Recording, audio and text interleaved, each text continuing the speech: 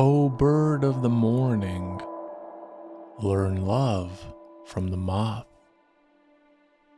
Because it burnt, lost its life, and found no voice. These pretenders are ignorantly in search of him, because he who obtained knowledge has not returned.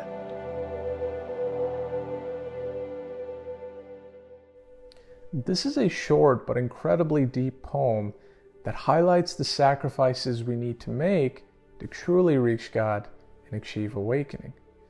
Saadi is addressing all those people that love to preach spirituality but don't have an ounce of it in their core. He is criticizing the many false teachers, gurus, sages, and seekers who are merely searching for God on the surface but aren't really making any sincere efforts to get closer to Him. And he uses a very clever analogy and metaphor that crops up in a lot of Persian and Sufi poetry. He's calling these insincere seekers birds of the morning, who are singing all day but don't take any action. On the contrary, he compares the true seeker to a moth, a humble creature that makes virtually no sound and is willing to sacrifice its own self inside a flame, the flame of God's love. The moth, or true seeker, does not care about who listens to it, who follows it, or whether or not it will even live.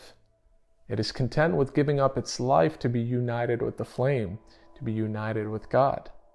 This is the meaning of true love.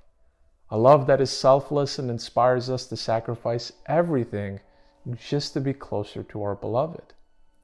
To not pursue awakening simply to enhance ourselves, but rather to pursue awakening to destroy ourselves. So Saadi is admonishing those false seekers who feign spirituality on the surface, but are merely birds singing and talking all day. They are never sincere or devoted enough to jump into the flame for their beloved, and are thus ignorantly in search of him.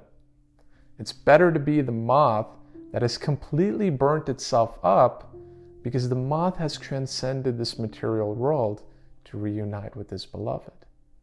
In other words, the one who has truly obtained knowledge or awakening is no longer attached to this world, even though they may live, breathe, and eat among us.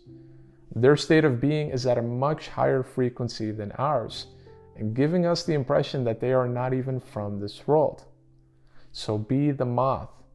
Don't be afraid to burn yourself in this flame, because in order to achieve true knowledge, in order to discover the mysteries of your life, you must leave your ego-driven existence and never return to it.